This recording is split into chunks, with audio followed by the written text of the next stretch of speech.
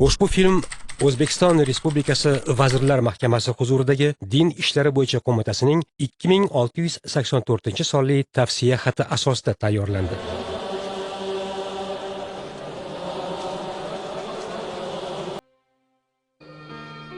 Butun olam xoliqi Alloh taologa hamd va sano, olamlar sarvari payg'ambarimiz Muhammad sallallohu alayhi va sallamga, ul zotning oilasi va sahobalariga salovat va salomlar bo'lsin. Muhammad sallallohu alayhi va sallamning hayoti haqidagi hikoyamizni ul zot mukarramning nasl nasablaridan boshlaymiz. Ismlari Muhammad ibn Abdulloh ibn Abdul Muttallibdir. Abdul Muttallibning asl ismi Shayba ibn Hoshim, Hoshimning haqiqiy ismi esa Amr ibn Abdummannof ibn Qusay ibn Kilob ibn Murra ibn Ka'b ibn Luay ibn G'olib ibn Fihr ibn Malik ibn Nadr ibn Kinonadan to Adnonagacha, to Ibrohim alayhissalomning o'g'illari Ismoilgacha hammalarining oxiratlari obod bo'lsin. Abdumannofning to'ng'ich o'g'li Hoshim o'ta saxovatli, jasur va kelishgan odam edi. Yoshligidan uni juda ham hurmat qilishardi. Hoshim ukalari kabi savdogarlik bilan shug'ullanardi. Uning davrida Makka kichik bir qishloqdan savdo-sotiq markaziga aylanadi. Bu voqea u Quddusda ekanligida Fos yurtidagi Xusraviylar saroyi haqida eshitganida sodir bo'ldi. Hoshim u yerga borib, Qurayshiylarning o'z yurtida savdo qilishlariga ijozat bergan Rim imperatori bilan uchrashdi.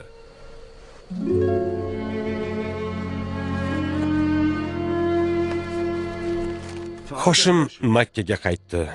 U arablar orasida katta obro'ga ega bo'lib, xush axloqi bilan tanilgandi. Shomdan to Makkagacha bo'lgan arab hukmdorlari bilan bitimlar tuza olardi.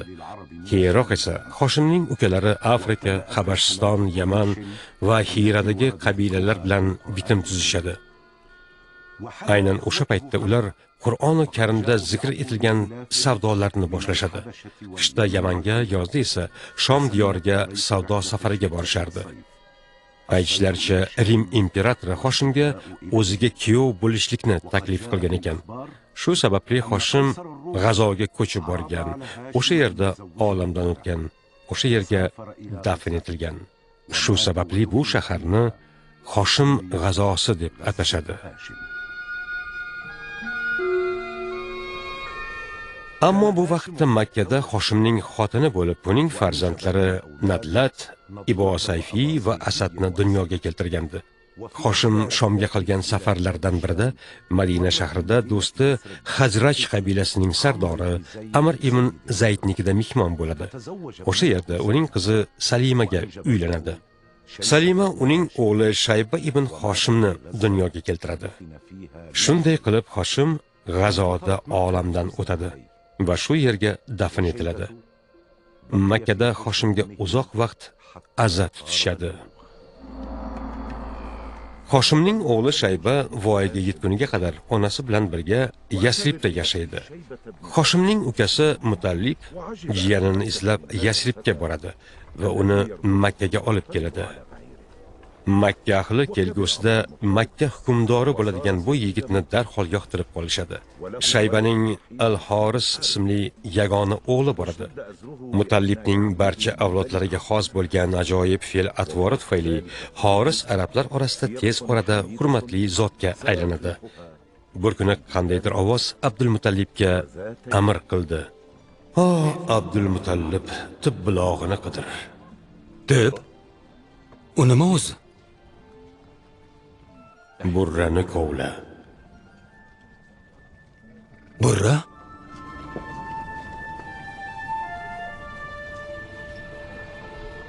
Ko'milganlarni kovla.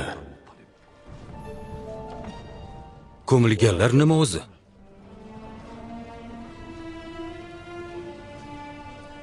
Ey Xudoyim, men kimning ovozini eshityapman? Zamzamni kovla. Zamzammi? Zamzam nima o'zi? U nopoklikni tozalaydi. Hech qachon qurimaydi va aynimaydi. tashrif buyuradigan ziyoratchilarning chanqog'ini qondiradi. U Safo va Marvaning o'rtasida oq qarg'a yerni cho'qigan joyda. Zamzamni kovlab topaman. Ey Xoris, o'g'lim bu yoqqa kel. Zamzam qudug'ini kovlaymiz. U Hojar onamiz va Ismoil otamizning suvi. Yura qol. Ha, Quraysh ahli, bu yoqqa keling. Nimalar bo'layotganini ko'ring. Hoy Quraysh! Ha, Mughira! Mughira! Nimaga? Abdulmuttalib ibn Hoshim Safo va Marvaning o'rtasida quduq kavlayapti. Ka'baning yonida, qurbonlikka atalgan jonivorlarni so'yadigan joyimizning yonida. Abdulmuttalib bu quduqni kovlashiga yo'l qo'ymaymiz. Tezroq boraylik. Yo'l bering. Yo'l bering. Abdulmuttalib to'xta. To'xta. To'xta. Xo'sh, nima deysiz? Qurbonlik qilinadigan joyda quduq kavlashingga yo'l qo'ymaymiz. Bu yerda marosim o'tkazamiz axir. Xudo haqqi bu yerda quduq kovlayman. Ilgari bu yerda quduq bo'lganini, uni ko'mib tashlashganini ko'rmayapsizmi? Xoris ularni hayda. Xo'p ota. Yo'q. Biz buning uchun kelmadik. Kavlashni bas qil. To suv chiqmagunicha kovlayveraman. Menga qara. Biz senga yomonlik istamaymiz. Makka da quduqlar ko'p. Batr bor, Sachla bor, yana boshqalari ham bor. Ulardan istaganingni tanlab olaver. Yoki boshqa joydan kovla. Biz senga yordamlashaylik. Yordam beramiz deyapman senga. Menga faqat shu quduqni kovlash buyurilgan. Abdulmuttalib buni kim buyurdi? Xudoyim buyurdi. Men uning aytganini bajaraman. Shunday ekan, buyurilgan ishni qilishimga xalaqit bermanglar. Bunga yo'l qo'ymaymiz. Bu yerda qurbonlik keltiramiz. O'g'lingni to'xtat. Kel tinchlik bilan hal qilaylik. Iltimos sendan.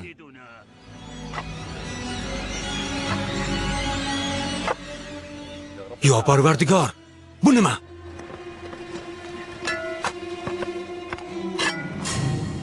Nima bu? Yo tavba. Balki ishkaning rostdir. Balki rostdan ham suv bordir.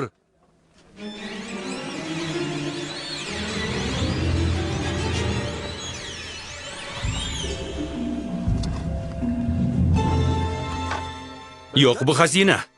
Bu Jurhum qabilasining xazinasi. Ularni Makkadan haydashganida ikkita oltin ohu, tilla qilichlar va qalqonlarni qoldirishgan. Barchasi oltindan yasalgan. Bu senga ham, bizga ham yetadi. Ilohiy ovozning amri bilan qazigan qudug'imdan topilganlarga sherik bo'lishga nima haqqingiz bor? Bular faqat seniki emas. Biz ham ulush olishga haqlimiz. Hoy Qurayshiylar! Sizlar qadrdon qabilamsiz. Ammo Hoshimiylarni chaqirsam, kelib, mendan nimanidir tortib olishingizga ular yo'l qo'yishmaydi. Otam bu joyning hukmdori. Endi bu yerdan ketinglar. Bu yog'i yana ham yaxshiroq bo'ladi. Suvni topaman, keyin bu xazinani Ka'baga qo'yamiz. Xazina kimga tegishli bo'lsa, o'sha oladi. Gap tamom. Qanday bo'lishamiz? Qur'a tashlaymiz. 2 ulush menga, 2 ulush sizga, 2 ulush Ka'baga.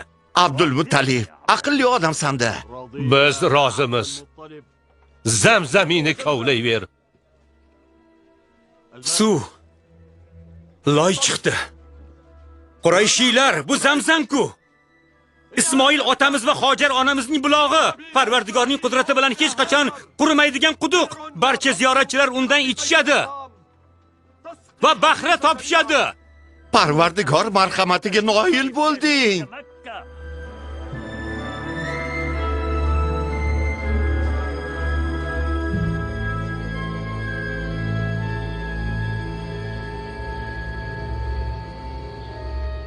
Keyin Abdulmuttalib xazinani Ka'baga olib boribdi.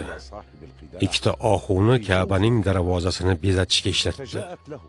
Darvozaga oltin qulf va kalit yasatibdi. Xalqi va qabilasi o'ziga qarshi bo'lib qolganini ko'rgan Abdulmuttalib yaratgan o'ziga 10 nafar o'g'il bersa, ulardan birini qurbonlikka keltirishi haqida qasam ichibdi. Bu vaqtda u Samira al-Amiriyaga uylangandi. U yana 4 ta ayolga uylandi. Ular 10 nafar o'g'il tug'ib berishdi. U o'z qasamini amalga oshirmoqchi bo'libdi. Farzandlardan qaysi birini qurbon qilishini aniqlash uchun qur'a tashlabdi. Qur'a Muhammadning bo'lg'usi otasi Abdullohga tushibdi. Abdul Mutallib shu o'g'lini boshqa farzandlardan ko'ra ko'proq yaxshi ko'rardi. O'g'lim, u o'g'limni o'ldirmoqchi. O'g'limni yaratganga qurbon qilmoqchi. Parvardigorimizga odamlar Xudo nomi bilan qasam ichamanki, Abdul Muttalib jinni bo'pti. Bunday qilishiga yo'l qo'ymaymiz. Meni eshityapsizlarmi, Qurayshliklar? Abdulloh, otangga qanchalar sodiqsan-a? Yo'q. Ota, bunday qilmang. o'tinaman. Bunday qilmang. O'tinaman. Balki Parvardigor sizga yo'l ko'rsatar. Men qasam ichaman. Qasamimdan aslo qaytmayman. Abdul Muttalib, Makka hukmdori, bunday qilma, bolangni o'ldirma. Esingni yig'. Unday qilmang. Qasam ichganman-ku. Qasamim nima bo'ladi, Qurayshiylar? Abdul Muttalib, bu xolamni o'g'li. Xudo nomi bilan aytamanki, uni o'ldirishingga yo'l qo'ymaymiz. Men qasam ichganman-ku. Mughira, men qasam ichganman. So'zimdan qayta olmayman. Men Abdul Muttalibman. Yo'q ota, unday qilmang. U ukalarim ichida eng yaxshisi. Abdul Muttalib, unday qilma. U pushti kamaringdan bo'lgan bolang-ku. Xudo haqqi yuragimni parchalama. Diror, Zubayr, Xoris, Abdumannof, nega jimsiz? Bu birodaringiz-ku axir.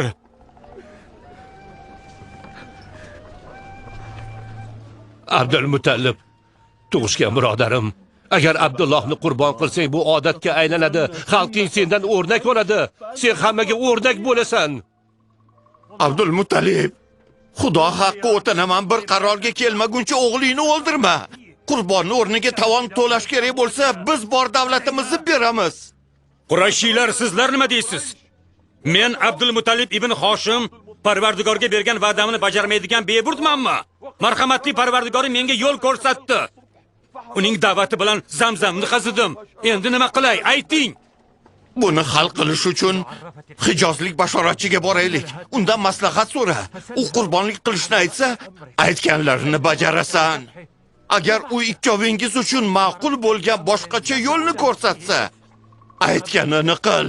Yaratgan nomi bilan qasam ichamanki, u eng yaxshi ko'rgan o'g'lim.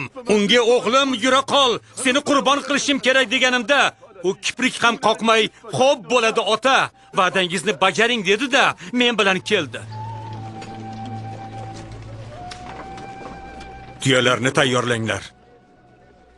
Hijozlik bashoratchining oldiga boramiz. Balki u bir yo'lini topar.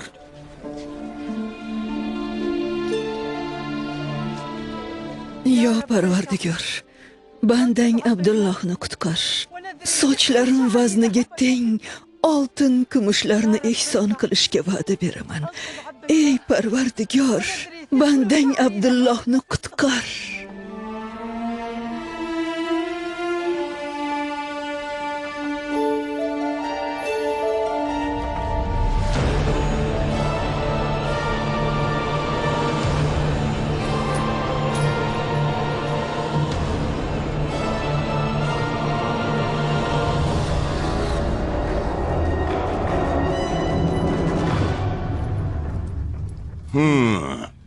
Ibodatxonani qurilishi qanday ketyapti? Qurilish oxirga yetay deb qoldi, olam panohim. Tez orada Najron mazlumining xokini unga olib o'taman. Al-Qullays ajoyib ibodatxona bo'ladi. Ulug'vorligi va ko'rkamligi bo'yicha dunyo mo'jizalaridan biriga aylanadi. Zunnuvos olovli o'rada yoqib yuborgan Najron mazlumlarining xokini unga olib o'tamizmi? Ha, barcha arab ziyoratchilarini unga jo'nataman. Ammo arablar Makkani ziyorat qilishadi-ku. Bu uyni Ibrohim alayhisalom bunyod qilgan va uni Baytulloh deb atagan. Ular butga sig'inuvchilar. Oralarida bizning adolat peshamiz Al-Xoris ham bo'lgan Najron aholisi singari arablarning ham hoj va muqaddas ruhni taniydigan vaqtlari keldi. Al-Qulays qurilishini tezroq yakunlashga harakat qiling. Uni tezroq ko'rib, bezatkim kelyapti. Ibodatxona bitgach arablar uni ziyorat qilgani kelishadi. Olampanoh, buni qanday qilasiz? Ibodatxona bitganida qanday qilishimni ko'rasizlar. Hukmdorim, qanday yangilik keltirdingiz? Quvonchli xabarmi? Abdulloh qutuldi. Buni qanday qildingiz? O'pkangni bos. Yo'lda charchadim, dam olishim kerak.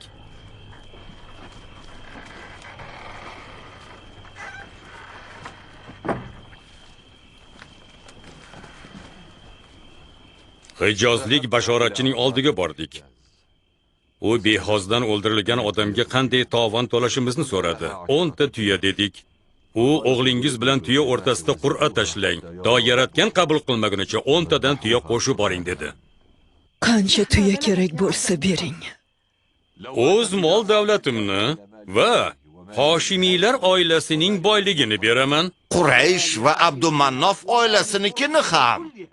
Barcha kinoniylar oilasiniki ham. Xudoyimga manzur bo'lmagunicha tuyalarni qo'shaveraman. O'g'lim qutulsa darhol uni uylantiraman.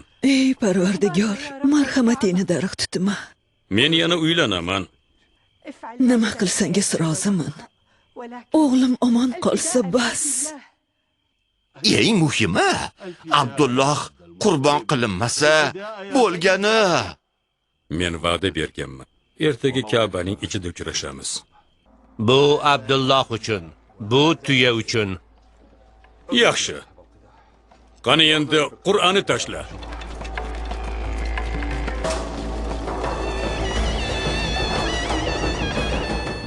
Abdulloh. Ey Xudoyim, Abdulloh uchun to'lovni qabul qil. Abdulloh. Yana 10 ta tuya qo'sh. Yana Qur'onni tort.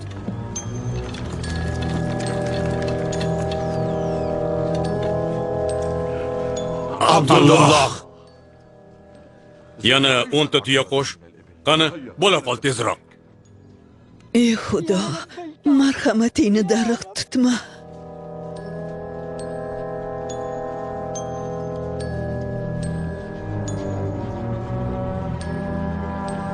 Horis, nima yangilik? Hali ham Qur'onni tortishyapti. Ey Xudo,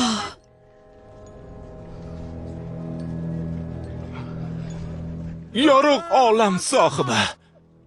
Ukam Abdulloh uchun to'lovni qabul qil. Ey Parvardigori olam. Otamning qasami o'rniga tuyalarni qabul qil. Otam ukamni qurbon qilishga qasam ichgan. Qasam uchun Hoshimiylar uyining barcha davlatini berishga to'g'ri kelsa ham ular berishadi. Abdulloh, Yana Abdullohmi? Tort, toki Xudoyim Abdumuttalibdan mamnun bo'lmagunicha tortaver.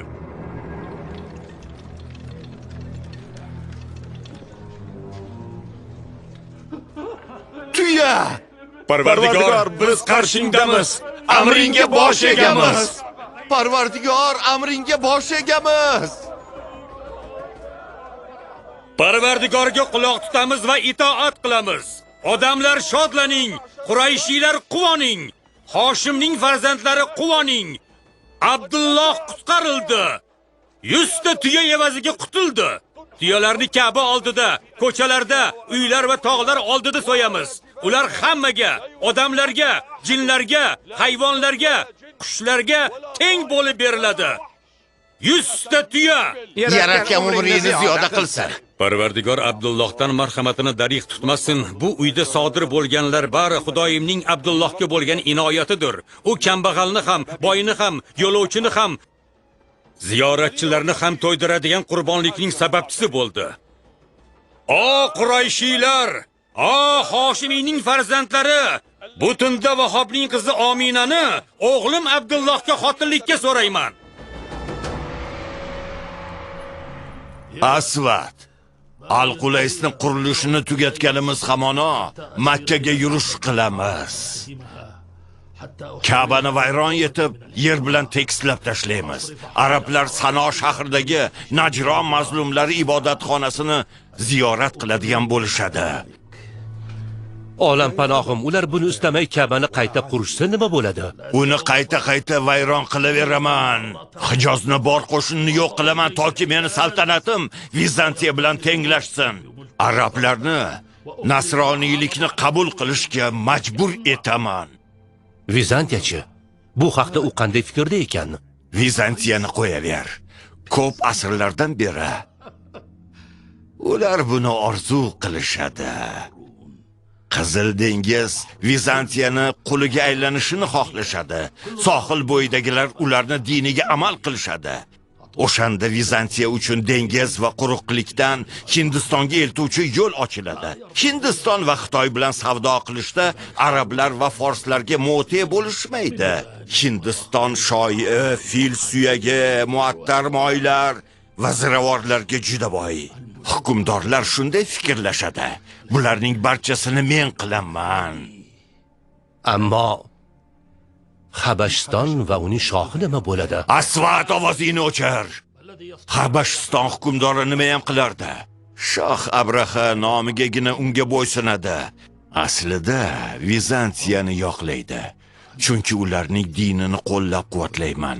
Vizantiyadagi dalislik savdogarning quli bo'lganimdan beri qalbim ular bilan, rejalarim ham Vizantiya bilan bog'liq. Asvat ibn Maqsud shoshmay tur. Hali arablar Al-Qulaysni ziyorat qilishadi. Sanoda savdo sotiq bilan shug'ullanishadi. Men ularni hukmdori bo'laman. Men Abraha. Olam panohim, bu hayotimdagi eng baxtli kunim bo'ladi. Qurayshiylar, sizlar Makkaning egasisiz. Biz Luay ibn Qusaynning avlodlarimiz. Hoshim otamiz G'azotda vafot etdi. Muttalib otamiz Yamanga dafn etildi. Navfal otamiz Iroqda tuproqqa topshirildi. Abdushams esa Shomning sharqida dafn etildi. Abdul Muttalib, hozir tiriklarni o'yla. Bu ibodatxonaning egasi bizmiz. Sen bizning rahnamomizsan. Baraka topinglar. Qusay bobomiz davridan beri ziyoratchilarni yedirib, ichirish odatimiz bor. Biz adolatlimiz. Mazlumlarni himoya qilamiz. Ammo Hoshim otamizning davrida esa menga yoqmaydigan bir odat paydo bo'ldi. Qaysi taomilni aytyapsan? Otam Qurayshiylarni to'plab, qabilamizni ba'zi odamlari oilasi va bolalarini uzoq joylarga olib borib, qamab qo'yishlarini, ochlikdan o'lishsa ham qaramasligini, ularni tilanchilik qilib, sharmanda bo'lishlarini xohlamasliklarini aytdilar. Ey yaratgan egam, tilanchilik qilish sharmandalik-ku. Qurayshlar buni o'ziga ravo ko'rishmaydi. Bu odat yana qaytadan Qurayshiylar, Kinoniylar, Hoshimiylar va Makkada yashovchilar orasida tarqalmoqda. Xudo nomi bilan qasam ichamanki, bu espaslik va katta xatodir. Hukmdor, o'zing nima deysan? Menimcha Matruf al-Huzayyaning she'ridagi maslahatga amal qilish kerak. Unda kambag'allar farovonligini his etmagunicha boylar va qashshoqlarni birlashtirish kerakligi aytilgan. Menimcha Hoshimiylar davrini qaytarish kerak. Shunda boylar yonidagi kambag'allarga yordam beradigan bo'lishadi. Makkada esa sadaqa so'raydiganlar bo'lmaydi. Makka va uning atrofida yashovchi kelgindilar, qullarchi? Hajga kelib, yashab qolganlarchi? Savdo maqsadida kelib, xonavayron bo'lgan savdogarlarchi? Boshqa kelgindi odamlarchi? Ularning holi nima kechadi? Ularni nima qilamiz?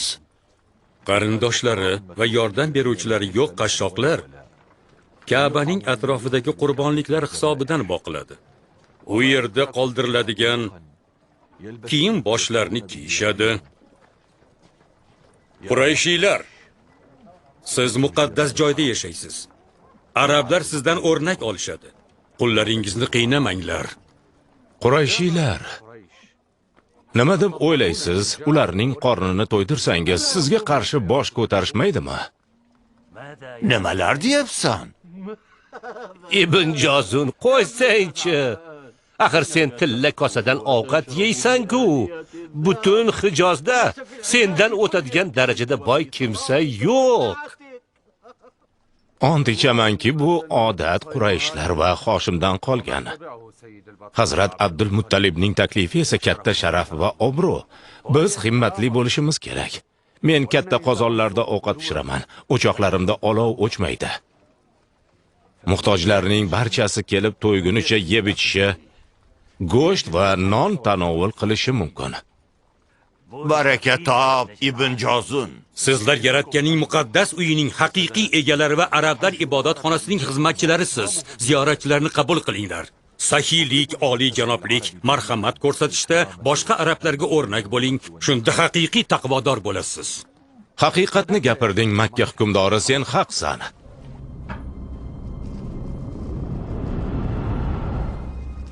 Assalomu alaykum olampanoh. Asvat nima bo'ldi? G'azabing qaynayotganini sezyapman. Tinchlikmi? Falokat yuz berdi. Gapir. Qurayshlarning sanamlarga sig'inuvchi Kinoniylar qabilasidan bo'lgan odam jirkanch ish qildi. Qulaysni tahqirladi. Qanaqasiga Qulaysni tahqirlaydi? Nima qildi? Ibodatxonaga iflos narsalarni otdi. Bunga qanday haddi sig'di? Hech qisi yo'q Asvat. Hijozga hujum qilish va arablarni sajdagohini vayron etish uchun shunaqangi bahonani kutgan edik. Mana biz kutgan voqea sodir bo'ldi. Bu bahonani bizga Xudoning o'zi yubordi.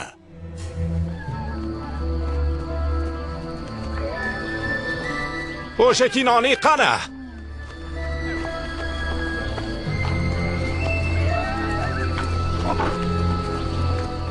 Kinoniy, bu yoqqa kel.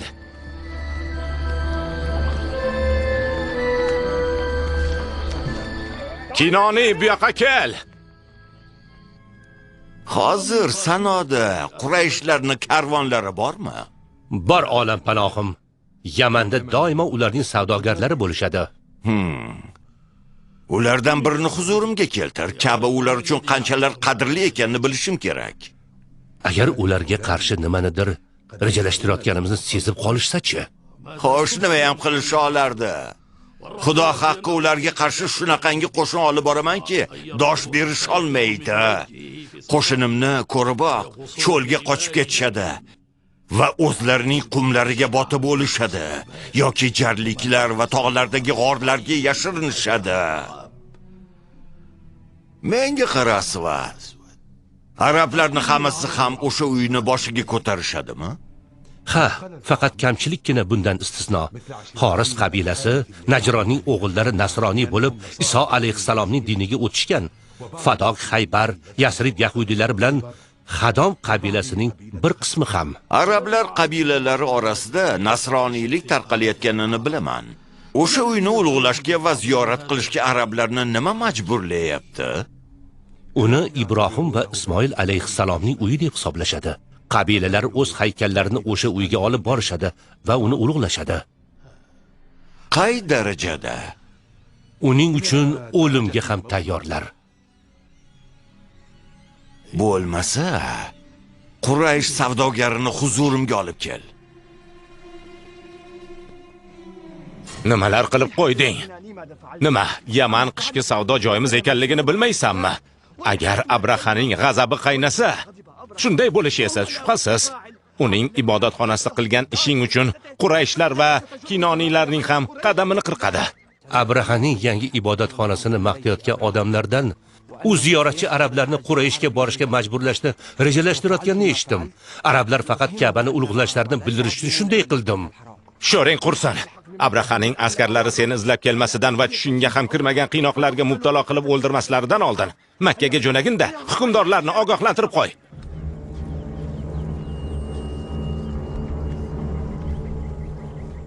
Makka ga qancha qoldi? Yarim kunlik yo'l. Abdulmuttalib bilan tezroq gaplashkim kelyapti. Undan bag'oyat qarzdormiz. Axir u bizga ko'p yaxshilik qildi-ku.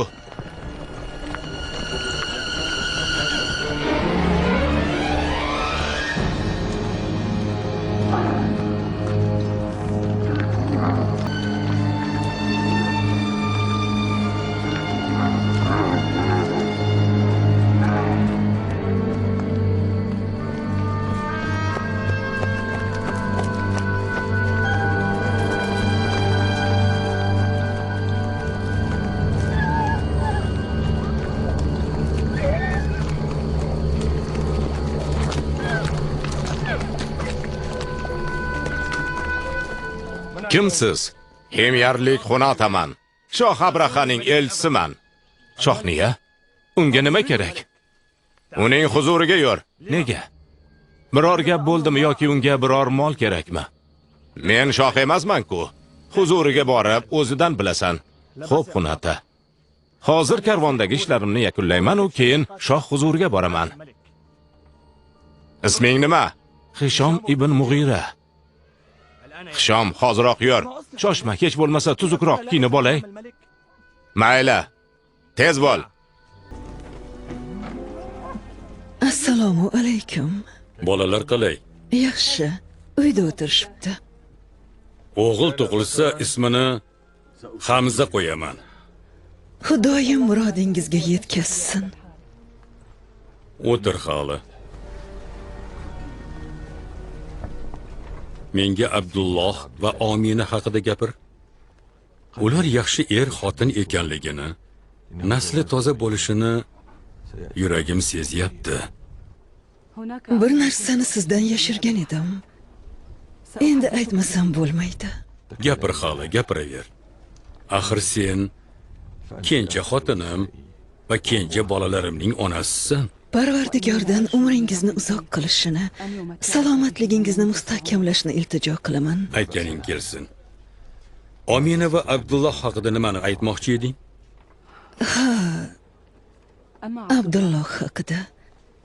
Dugonam Navfalni qizi Rufayani bilasiz. Bir-birimizni hurmat qilamiz.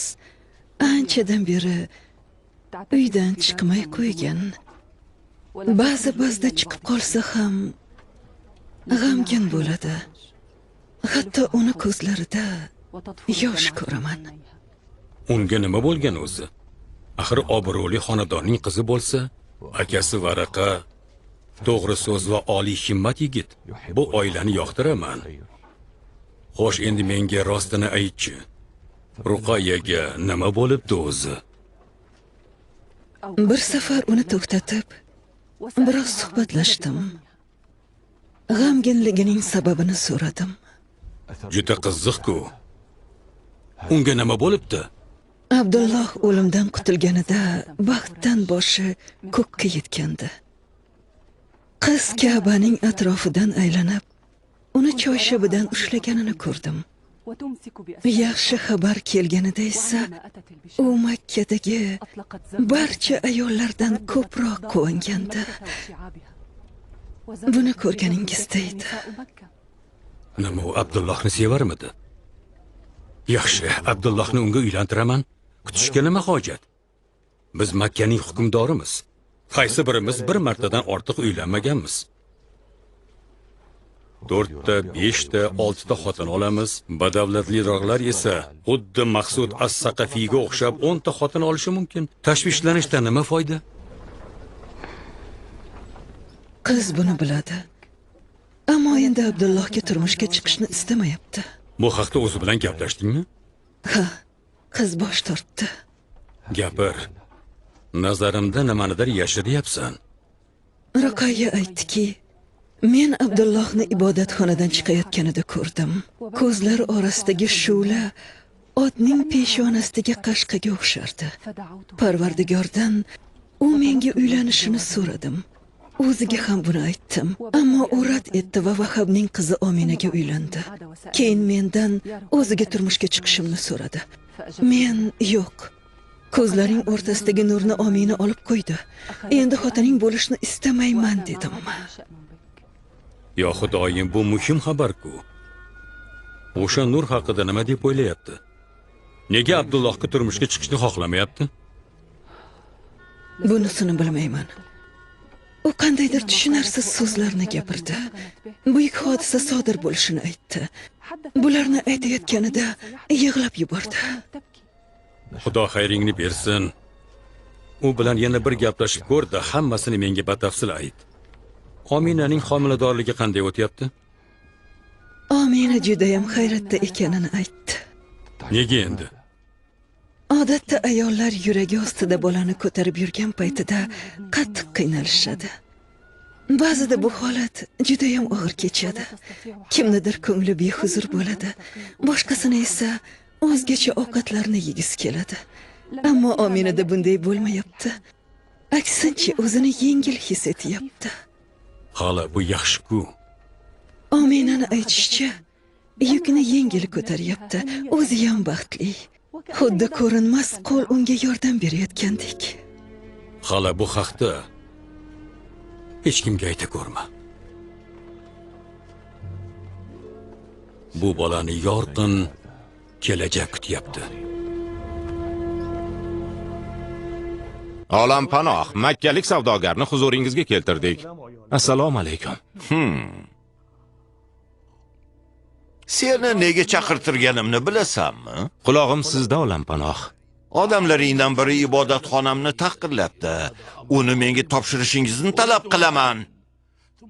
Uning jirkanch ishini ma'qullaysizlarmi? Yo'q, olam panoh, buni aslo ma'qullamaymiz. Odamlar o'zlari xohlagan dinda bo'lishlari mumkin. Ular ham biz ham ibodatxonani tahqirlay olmaymiz. U tentaklik qilibdi. Jirkanch ishni qilib qo'yib vataniga qochib ketibdi. Qochib ketdimi? Uning qilgan ishini bila turib, qochib ketishiga yo'l qo'ydingizmi? Olam panoh, xohlasangiz ortidan odam jo'natishingiz mumkin. Mening qarindoshlarim Makkadagi obro'li e'tiborli odamlar. Makka esa muqaddas uy. Barcha arablar uni ziyorat qilishadi. Uning qarindoshlari ibodatxonangizni tahqirlaganini ma'qullashmaydi. Uni tutib sizga topshirishadi. O'zingiz shunchalar e'zozlaydigan o'sha uydan nima topgansizlar? U bor yo'g'i butxona-ku. U Ibrohim otamizning uyi. U muqaddas uy. Bu uyni barcha arablar ulug'lashadi. Har bir arabning eng katta orzusi umrida bir marta bo'lsa-da, o'sha uyni ziyorat qilish, uning atrofida aylanish, hayvonlarni qurbonlikka keltirish va marosimlarni ado etishdir. U muqaddas uy. U Ka'ba. Buni tushuntirish shart emas. Shuni mendan so'rab o'tiribsizmi? Uni vayron qilishga uringanlarning o'zi yo'q bo'ladi. U o'ziga tahdid solgan har bir shohni, har bir dahriyni yo'q qiladi. Savdo qilishingiz uchun sizlarga mamlakatim yo'lini ochmaganmidim? Karvonlaringiz bilan bu yerdan tinchgina o'tib ketishingizga izn bermaganmidim? Mana oqibat, bir odamingiz kelib ibodatxonamni tahqirlabdi. Buni shunday qo'yib qo'ymayman. Na foyda, na zarar yetkazmaydigan butlarga sig'ingandan nima foyda? Mening ibodatxonam Al-Qulaysga kelsangiz yaxshiroq bo'lmaydimi? Uni ziyorat qilishingiz mumkin. Yaman sizni savdo qiladigan, qozon qaynatish uchun daromad topadigan joyingiz-ku. Olam panoh. Arablar Ka'bani hech narsaga almashtirishmaydi va so'nggi odami qolgunicha uning uchun kurashishga tayyor.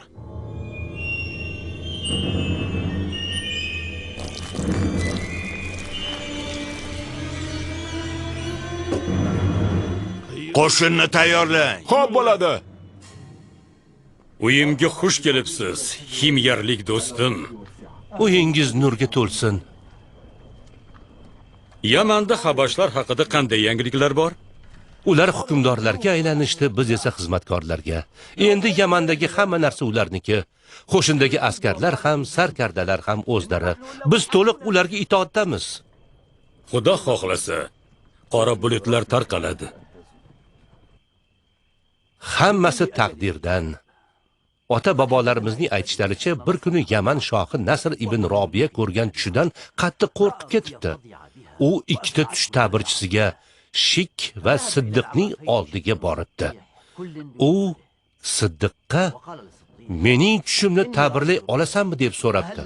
Ammo unga tushini aytib bermabdi. Odamlarning aytishlaricha Siddiq unga tushingda vulqon cho'g'dek qizigan toshlarni otayotganini va o'sha toshlar qop-qora yerga tushib, bosh chanoqlarni yondirganini ko'rgansan debdi. Bu tushni qarang-a. Shoh unga zarracha ham adashmay tushimni aytib berding. Endi uning ta'birini ayt debdi. Shunda Siddiq unga Xudo haqqi, yeringizga habashlar bostirib kiradi va Obiyondan to Jorashgacha bo'lgan hududingizni zabt etishadi debdi. Shoh unga bu biz uchun juda ham dahshatli hol-ku. Bu mening hukmronligimda yuz beradimi yoki keyinmi debdi.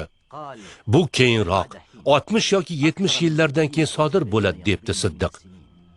Bu ofat vaqtincha bo'ladimi yoki butunlaymi deb so'rabdi shoh. 70 yilchadan keyin bunga barham beriladi. Keyin bosqinchilar o'ldiriladi va haydab chiqariladi.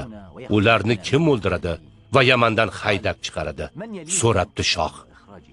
Siddiq esa Iram ibn Yazan Adandan chiqadi va ularni bitta qoldirmay Yamandan haydab chiqaradi debdi. Uning hukmronligi uzoq davom etadimi yoki tez tugaydimi degan savolga u yo'q, hukmronligiga barham beriladi deb javob qaytardi. Kim barham beradi deb so'rabdi shoh. Siddiq Parvardigorning o'zidan vahiy kelgan donishmand payg'ambar dedi. O'sha payg'ambar qayerdan keladi so'rabdi shoh. Siddiq G'olib ibn Fihr ibn Malik ibn Nadir ibn Kinona naslidan. Uning hukmronligi abadiy davom etadi debdi. Bu buyuk tush. G'olib ibn Fihr naslidan payg'ambar chiqadimi? Sening xalqingdan chiqadi.